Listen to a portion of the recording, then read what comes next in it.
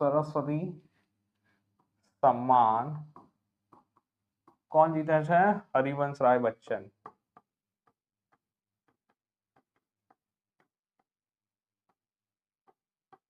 But सवाल change कर दे, पहला गुजराती सरस्वती सम्मान जीतनारा। तो तमे लखशो सीतांशु